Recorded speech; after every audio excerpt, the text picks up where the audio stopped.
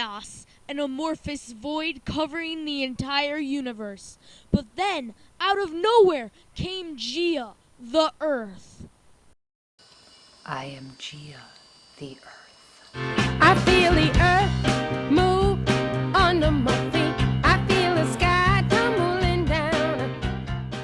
Then came someone for Gia to love, the sky. I am Uranus, the sky. Gia, you are so beautiful. Aw, really? The two soon fell in love. Everlasting love, need you by my side. Girl, to be my bride, you'll never be denied. Everlasting love from the... Okay, then.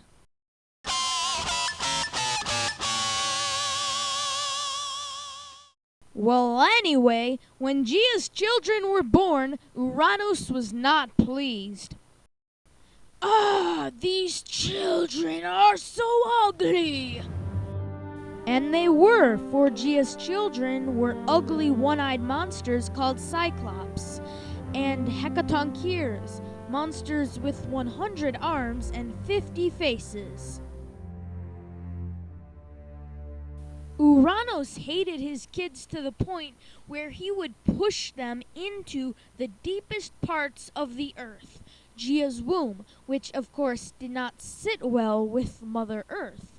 Oh, why are you doing this? Gia called to her other children, the Titans, for help. The youngest of these supernatural beings was Kronos, Lord of Time, whom Gia asked help of. Kronos, take this sickle and dice your father up into 1,000 pieces. Yes, Mother. Kronos obeyed his mother. Uranus! Father, your time has come! Mother Earth has found your behavior unacceptable, and now you must pay the consequences! Kronos, why are you doing this to me? But before Uranus was completely destroyed, he made a prophecy. All right, you have won this time, Kronos, but when your children are born, they will overthrow you, just as you have overthrown me.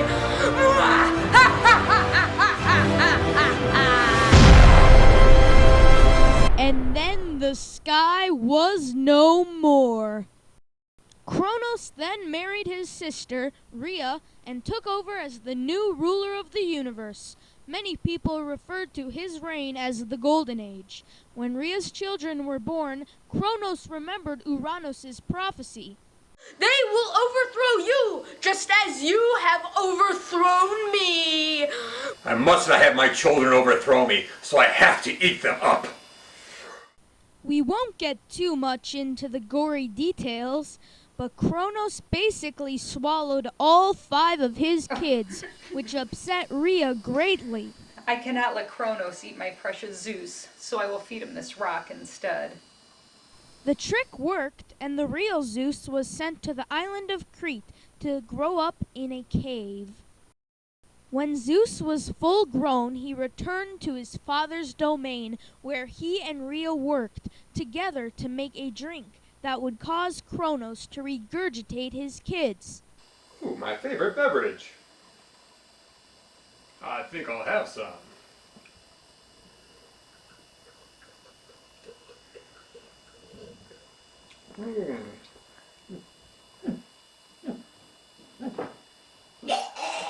The trick worked, and for the first time Zeus was united with his siblings. Oh, my children. Well, of course you're no match for me. Ah, but you're forgetting the prophecy, Kronos. We will overthrow you. Why shouldn't it happen now? No! And so came the end of the Lord of Time.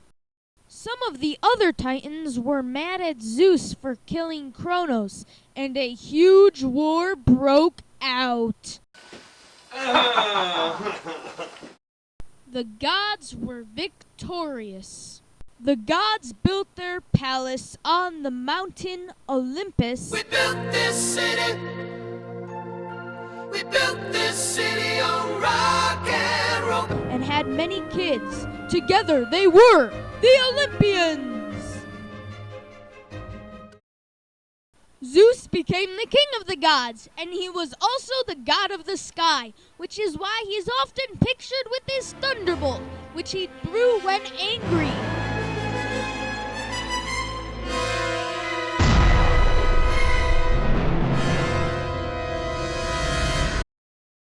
Hera, Zeus's wife, was the goddess of marriage. Now Zeus was always going off with other mortal women, which made Hera very jealous, and sometimes even nasty.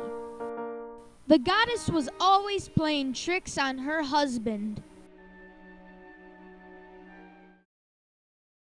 Zeus's brother, Poseidon, was the god of the sea. He is often pictured with his main symbol, the trident. In addition to the sea, he was the god of earthquakes. Demeter was the goddess of grain, fertility, agriculture, that kind of stuff. What a wonderful world.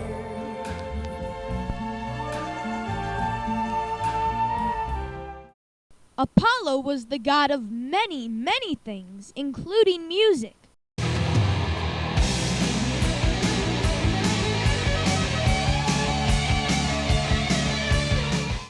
Art.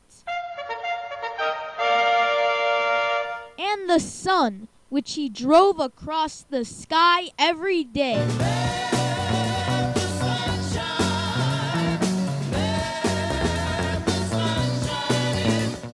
Artemis, Apollo's twin sister, was the goddess of the hunt and of the moon. A brown-eyed girl. You, my brown-eyed girl. Dionysus was the god of wine. He's also the one who gave King Midas his golden touch. But most people know him for his love of a good bottle of fermented grape juice. Athena was the goddess of wisdom and war too, technically, but she preferred peace. This godly genius was born directly from the head of her father, Zeus. She created the olive tree. She also taught all the women's arts, especially weaving. Hermes was the god of medicine. He usually carried around a caduceus, and that symbol is today used in medicine frequently. Hermes was also the messenger of the gods, so he is usually depicted as wearing winged shoes. Lastly, he was the god of thieves.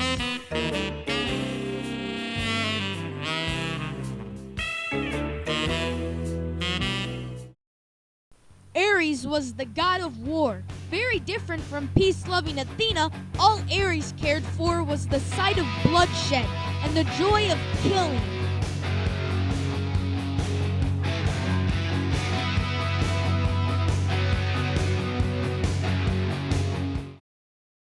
The beautiful Aphrodite was the goddess of love and beauty. Coincidentally, she was married to the ugly god Hephaestus. Sugar. Oh, honey, honey.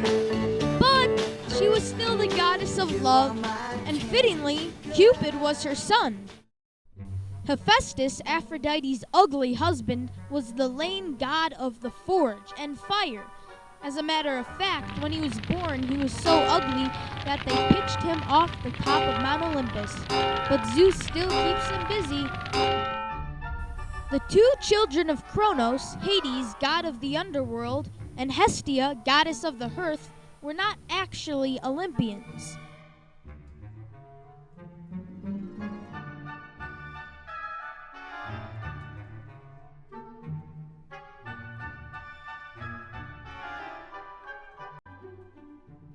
One day, on top of Mount Olympus, Zeus decided to create beings that were just like the gods, only they would be mortal.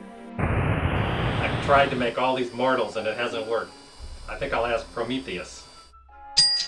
Prometheus, I want you to make mortals, and use clay and anything else you can find from the earth. But you must not take anything from Mount Olympus, or the punishment will be severe. Yes, Zeus.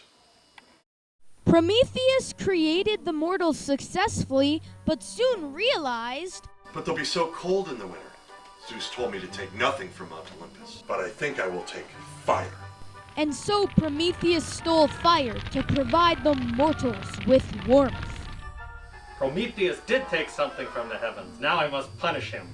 And so Prometheus was chained to a mountain where an eagle ate out his liver every day for eons.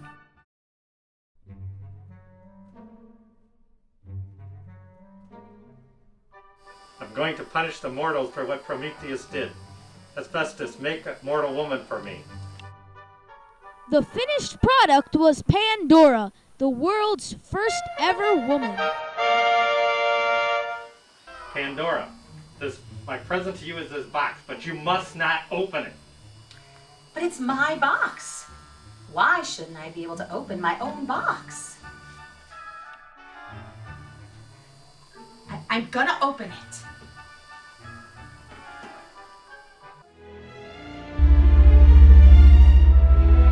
Everything bad came out of that box. School, mushrooms, old age, the IRS. But there was one good thing still left in the box. Hope. Hope is still in there. I can't let it out.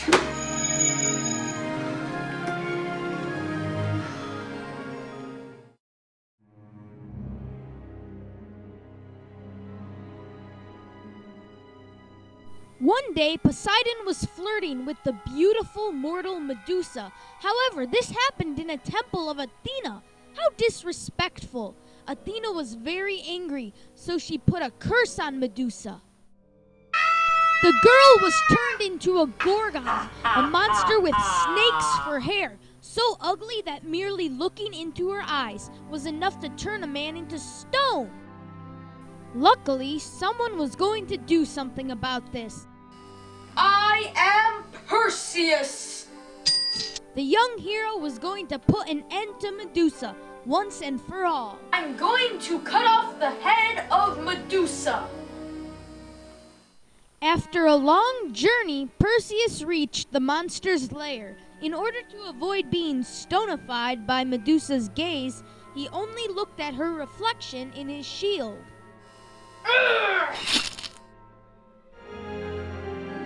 Because Medusa had been mating with Poseidon, god of horses, from her severed neck sprung the winged horse Pegasus.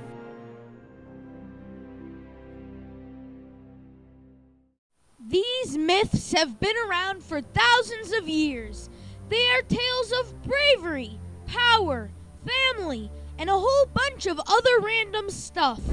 Some of them have deep themes and morals, and some of them are just plain weird. They are the myths of Greek mythology!